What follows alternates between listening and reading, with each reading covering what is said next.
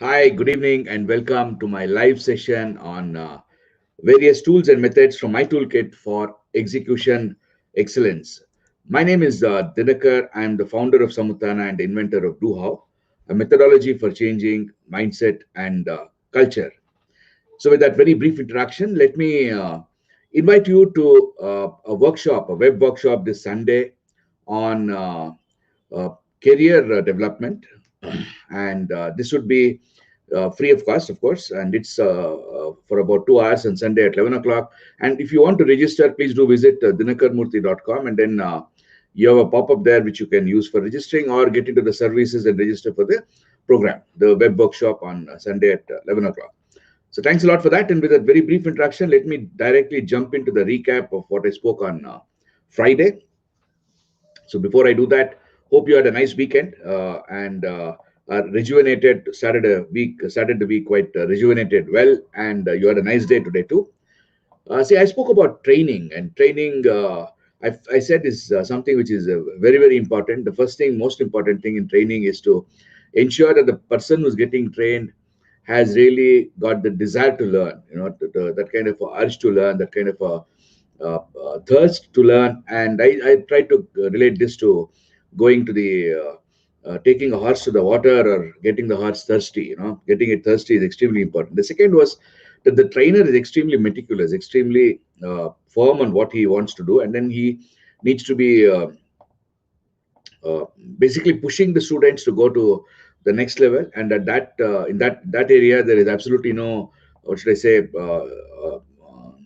discussion on the trainer giving the feedback, the candid feedback, the open feedback to the students, so that they can think and improve. And that is something which is very important, because otherwise you would have trained them, you've imparted the knowledge, and it's not that difficult. If you look at the conventional training, where it is a didactic way of training, then you would basically blabber out something, and then after that, whether the student has learned or not is not really that important. And the other way is the Socratic learning, where you're trying to impart the knowledge through questioning. And there, unless the student learns, you can't really get the right answers. Therefore, you need to keep on doing it. It's much more difficult, much more challenging.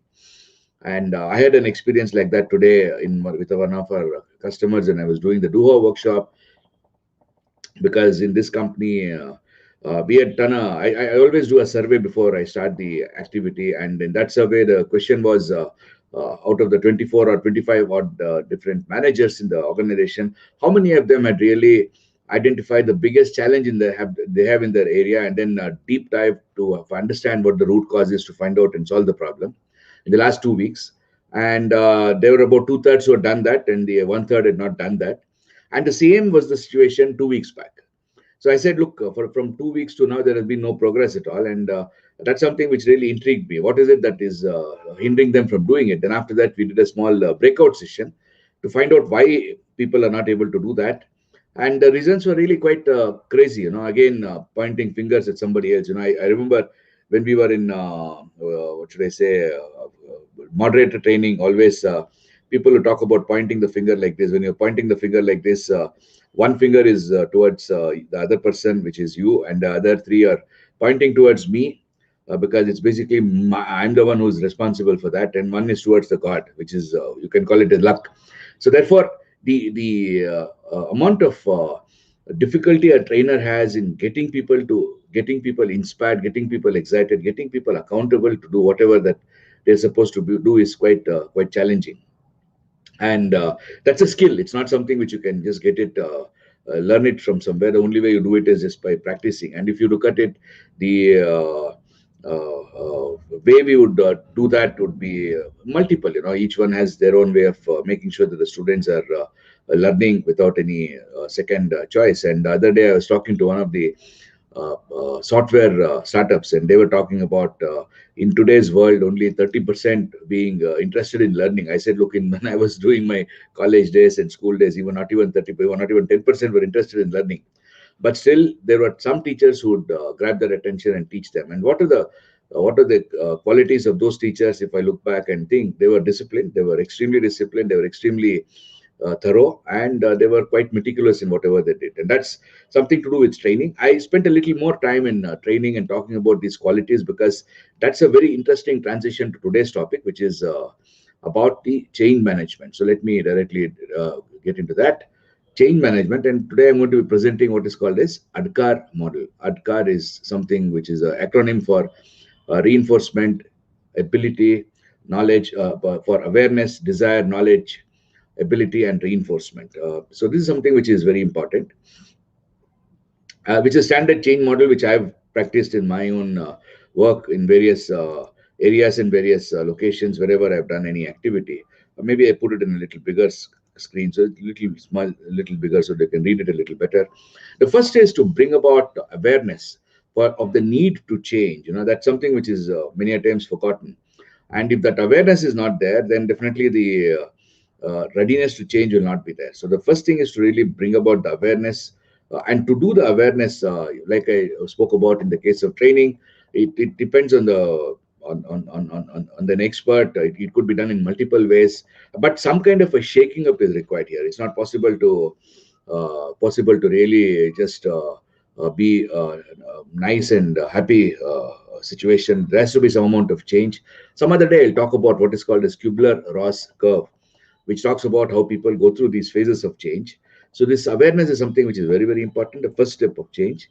Then the next is to desire to participate and support change. And that can only come if you really make sure that the awareness phase is done very, very strongly, and people are quite keen in participating in that particular journey of change, because they see that something is going to happen better for them in the days to come, and therefore the desire is there, that natural readiness is there. That is the second phase of the second aspect of the ADKAR model, second step. And the third step is to make sure that they are provided with the knowledge on how to change. And this is something which is very, very different in today's world than what it used to be 10 years back, when somebody had to really spoon feed or at least explain what each topic is about. Today it's quite different. One could go to the internet. Today, in fact, I did the same thing when we were talking about problem solving, and they said they don't know what 5 why technique is. It's a very simple technique. It's a very idiotic technique, not a very smart technique. It's only to ask questions. The only smartness there to ask the right question, the right why. And so I said, hey, you spend some time in the evenings after dinner, for example, watch the video and then download an audio book, read that. Today options available for learning and acquiring knowledge is innumerous.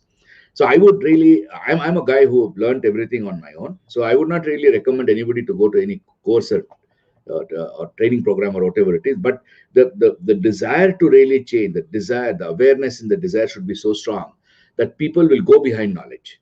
And that is the right way of getting a change introduced in any organization.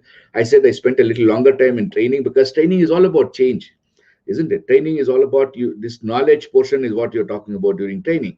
And before that is done, these two have to be very, very strongly done. And once this is done, then the next step is to make sure that there is an ability to implement the required skills and acquired skills and behaviors. Required and acquired skills and behaviors. See, when the person has acquired and required the skills and behaviors, now he has to have the ability to implement it. And for that, you need to ensure that there is good amount of freedom in the organization to be able to do that. And normally in companies, whenever you are trying to improve something, there won't be any big resistance. The only thing is the initiative, the readiness of the person to really do that would be a bigger challenge than really having any issues with the company organization per se.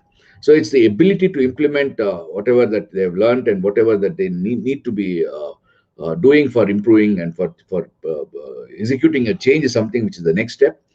And the last is to reinforce, that is to sustain the change, to ensure that whatever that change was done is reinforced. To do that, there is basically multiple ways of doing it. This is again called as the last cycle of the DMAIC, which is the control cycle, where one is trying to put in systems in place so that these learnings, whatever that was incorporated, or whatever improvements that were done, whatever changes that were done, will stay for a long time. And that is the last part, which is the reinforcement, which is mainly in trying to talk about having checklists, having reporting mechanisms, and creating new review groups, creating different organization structures, to make sure that change, whatever that was done, is continuously reinforced and it will sustain for a longer time. So that's the basic concept of the ADKAR model, which I discussed today. And tomorrow, in the same direction, I would be talking about something which possibly is again similar to the training ADKAR, and then comes the next one, which is the DMAIC problem solving model. The structured problem solving model. Let me give you my insights into this, what I have experienced in this structured problem solving methodology. And till then, I wish you a very nice evening. For those of you in India, for those of you outside India, have a great day ahead, and see you both tomorrow at 8:30 p.m. Indian Standard Time. Thanks a lot, and goodbye. All the very best. Thank you.